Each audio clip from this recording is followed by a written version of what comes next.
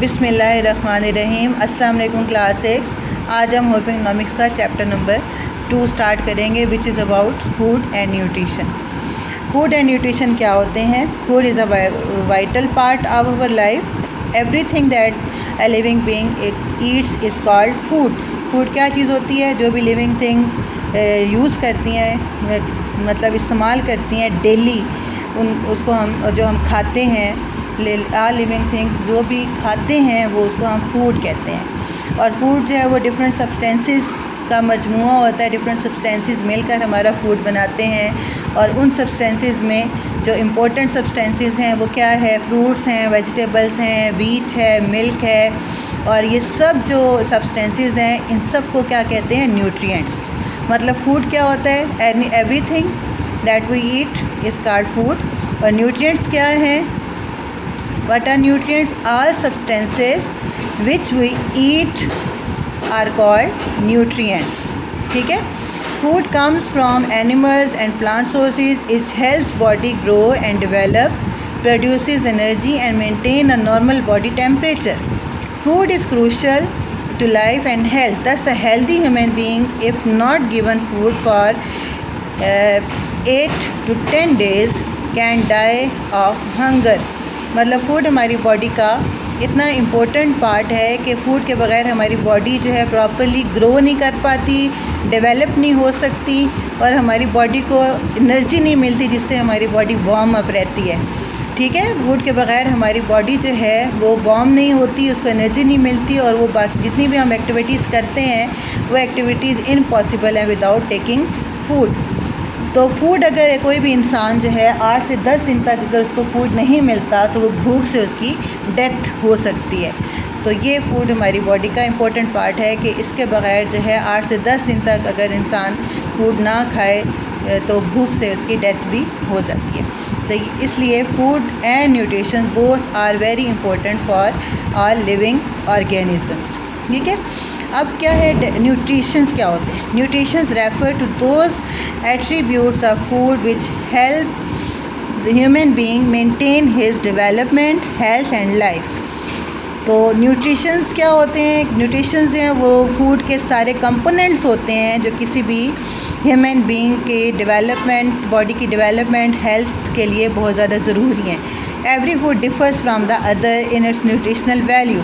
मतलब जो भी हम फूड लेते हैं उसमें हर फूड की न्यूट्रिशंस दूसरी फूड से डिफरेंट होती हैं। ठीक है? Nutrition value of food is based on the nutrients present in certain food. Each nutrients has its own function in the body, which each one of them being vital to health and development. The following 6 nutrients are crucial for body growth and development as well as for maintaining good health. जितने भी nutrients हैं जो हमें food में से मिलते हैं उनका हर एक न्यूट्रिएंट का अपना फंक्शन होता है हमारी बॉडी की डेवलपमेंट में, ग्रोथ में, हेल्थ में। अब ये जो न्यूट्रिएंट्स हैं ये डिफरेंट तरह के हैं और इनमें से 6 जो हैं वो बेसिक न्यूट्रिएंट्स हैं जो हमारी बॉडी के लिए ज़रूरी हैं, बहुत ज़रूरी हैं। उनमें सबसे पहला है प्रोटीन्स, नेक्स्ट है carbohydrates, then fats, vitamins, minerals, water. ये 6 बेसिक फूड्स हैं, न्यूट्रिएंट्स हैं जो हमारी बॉडी की बैलेंस ग्रोथ के लिए, बैलेंस डेवलपमेंट के लिए बहुत ज़्यादा ज़रूरी हैं। इसके अलावा भी हैं, मतलब मिनरल्स में काफ़ी सारी और चीज़ें आ जाती हैं। वाइटामिन, डिफरेंट तरह के वाइटामिन होते हैं तो उनको बाद में पढ़ेंगे, लेकिन ये 6 बेसिक न्यूट्रिएंट्स हैं जो हमारी बॉडी को चाहिए होते हैं, जो हमें डिफरेंट तरह के फूड से मिलते हैं। फंक्शन ऑफ फूड क्या होता है? Food performs the following functions in our body. अब क्या क्या फंक्शन होते हैं? फूड हमारी बॉडी की ग्रोथ के लिए ज़रूरी है। It provides energy to our body in calories. तो कैलोरीज़ में हम मेजर करते हैं ना कि हमारी बॉडी तो इतने कैलोरीज एनर्जी चाहिए। डिफरेंट जो हमारा एज लेवल होता है, यंग लोगों के लिए, बच्चों के लिए, बूढ़ों के लिए, हर एक की अपनी अपनी रिक्वायरमेंट्स होती हैं। हर एक को डिफरेंट कैलोरीज चाहिए होती हैं जो हमें फूड से मिलती हैं, डिफरेंट तरह के फूड से। दूसरा है food build up as well as maintain the human body. Human body को मेंटेन करने के लिए, बिल्ड करने के लिए ज़रूरी है फूड। और थर्ड है food regulates different body processes. Different हमारी बॉडी के जो प्रोसेसेस होते हैं, मतलब जो हमारी बॉडी के अंदर जितने भी फंक्शंस हैं, जो भी एक्टिविटीज़ हो रही हैं, जो हमारे डिफरेंट सिस्टम्स काम कर रहे हैं बॉडी में, उन सब को मेंटेन करने के लिए, रेगुलेट करने के लिए भी फूड बहुत ज़्यादा ज़रूरी है। ठीक है, उसके बाद आ जाता है inter relationship of food and health. मतलब फूड और हेल्थ का आपस में क्या ताल्लुक़ है, ये आपको पता होना चाहिए कि फ़ूड जो है हमारी हेल्थ के साथ किस तरीके से रिलेट करता है। ये जो अभी हमने सारे डिफरेंट न्यूट्रिएंट्स के बारे में पढ़ा, फूड के बारे में पढ़ा, अब इससे आपको अच्छी तरह अंदाज़ा हो गया होगा कि अगर हम एक दिन जो है प्रॉपर अपना फूड नहीं लेते हैं, जिसमें ये सारे इम्पोर्टेंट न्यूट्रिएंट्स हैं, इम्पोर्टेंट न्यूट्रिएंट्स में बहुत सारी चीज़ें आ जाती हैं।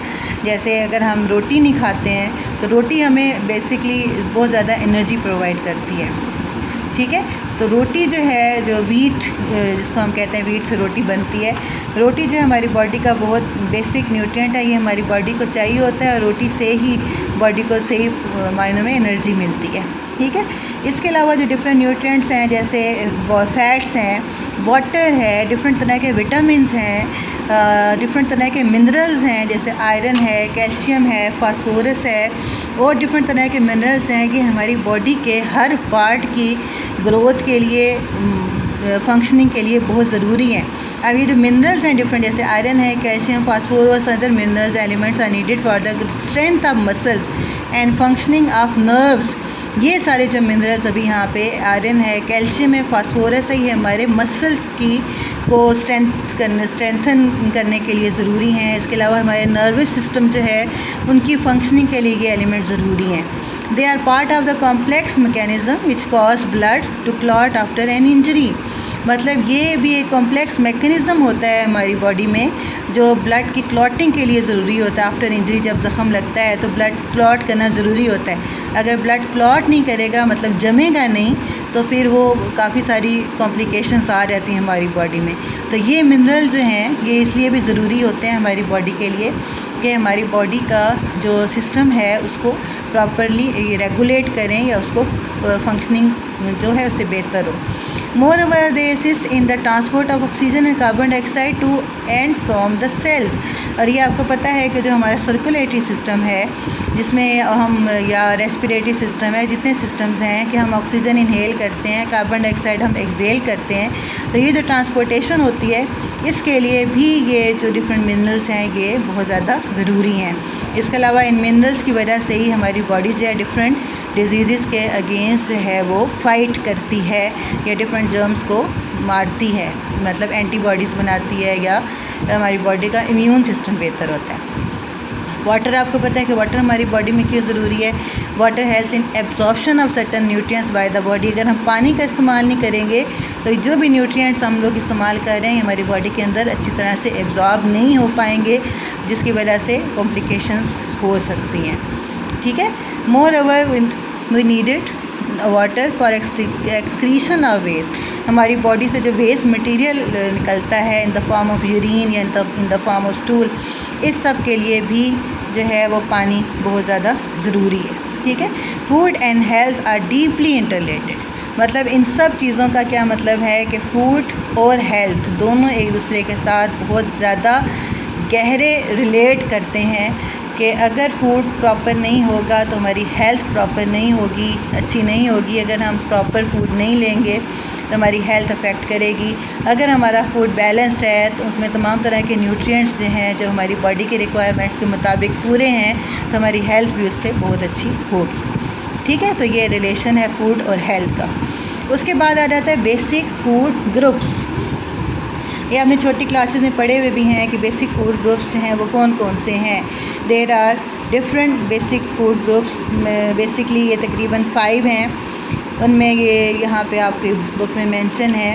Number 1 cereals and pulses group, number 2 vegetables and fruit groups, meat and fish group, milk group, fats and sugars group.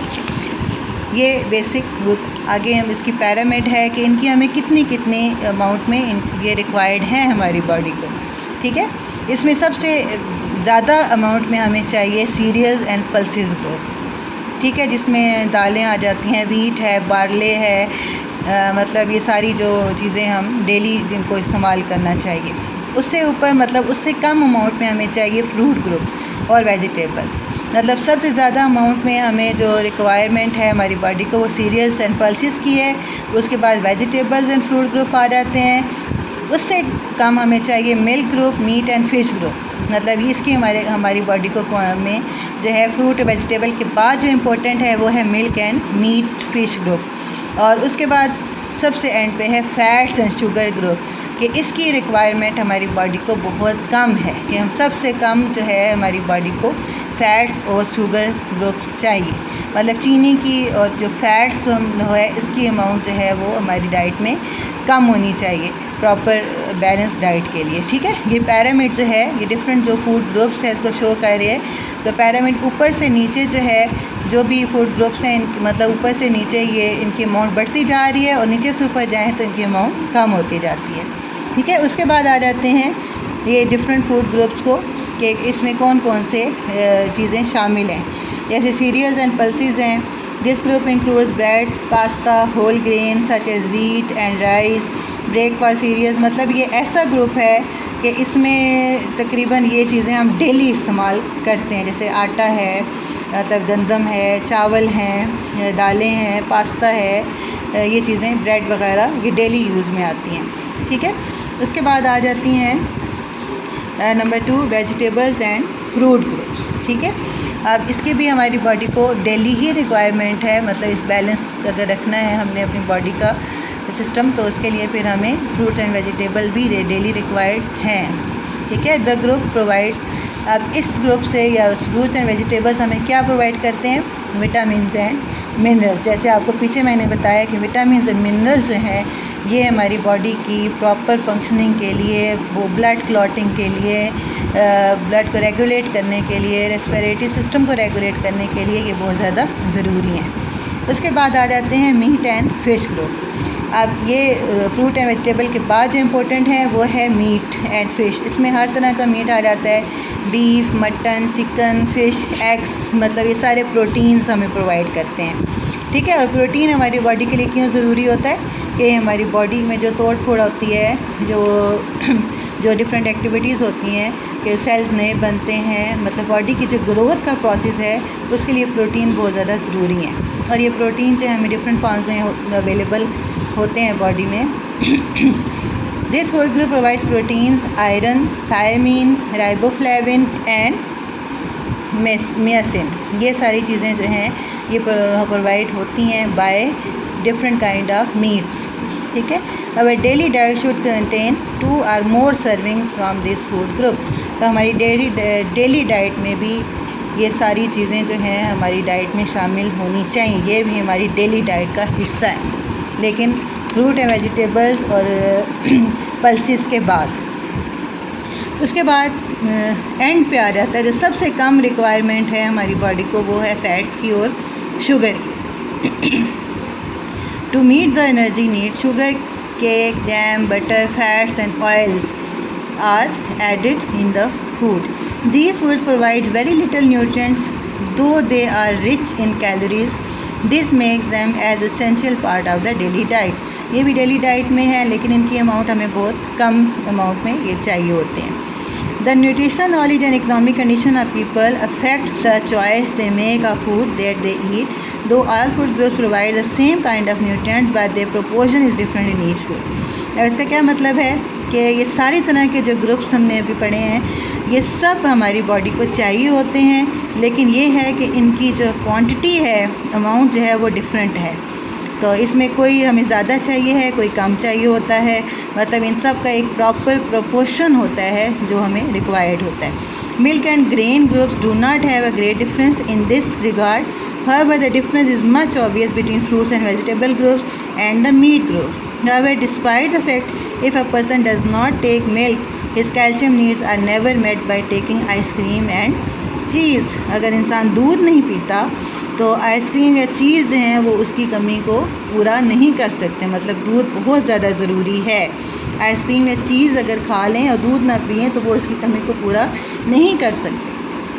ठीक है, उसके बाद है बैलेंस डाइट। बैलेंस डाइट की अभी मैंने थोड़ा बीच में कुछ ज़िक्र किया कि हमारी बॉडी को ये जितने भी न्यूट्रिएंट्स हैं वो एक बैलेंस में चाहिए होते हैं और इनका एक बैलेंस होना चाहिए। अगर हम बैलेंस तरीके से ये सारी चीज़ें यूज़ करेंगे तो हमारी बॉडी जो है वो हेल्थ हमारी मेंटेन रहेगी और जो है एक्टिव रहेंगे हम। Balance diet means a diet that provides a correct amount of nutrients for the needs of an individual in order to maintain the health, develop body resistance against diseases and help him perform his daily activities effectively। ये पूरी समझ लें definition है balance diet की। Balance diet क्या होती है? जिसमें हर एक न्यूट्रिएंट की करेक्ट अमाउंट मौजूद हो, ठीक है, to maintain our health, develop our body, resistance against disease and help perform daily activities. इन सब कामों के लिए एक बैलेंस अमाउंट में हमारी बॉडी को सारे न्यूट्रिएंट्स चाहिए होते हैं और इस किस्म की डाइट जिसमें सारे न्यूट्रिएंट्स बैलेंस अमाउंट में हों उसे हम बोलते हैं balance diet. Proportion of food group in a person's meal, ये यहाँ पे डिफरेंट प्रपोर्शंस दिखाए हुए हैं कि ये सर्कल के ज़रिए समझ लें, एक तरह का ये ग्राफ है, सर्कुलर ग्राफ, इससे हमें प्रपोर्शन पता चलता है। इसमें देखें सबसे ज़्यादा ओके क्लास, अस्सलाम वालेकुम। चैप्टर 2 हमारा कंप्लीट हो गया। अब हम इसकी एक्सरसाइज करते हैं। एक्सरसाइज के ये ब्लैंक्स और MCQs वगैरह आप खुद से करेंगे बुक के ऊपर ही। क्वेश्चन आंसर्स आपको मैं बता देती हूँ। इसका पहला क्वेश्चन है what is meant by food, food क्या है? तो इसका आपने आंसर यहाँ से देखना है। पेज नंबर ये है 18, पेज नंबर 18 का बिल्कुल इम्पोर्टेंट पॉइंट्स में जो फर्स्ट पॉइंट है वो इसका आंसर होगा। Food, what is meant by food का ये आंसर है। Everything that a living being eats is called food. ये फर्स्ट क्वेश्चन का आंसर है, ठीक है, यहाँ से आपने देख के लिखना है। उसके बाद सेकंड क्वेश्चन है what foods and are included in cereals and pulses group.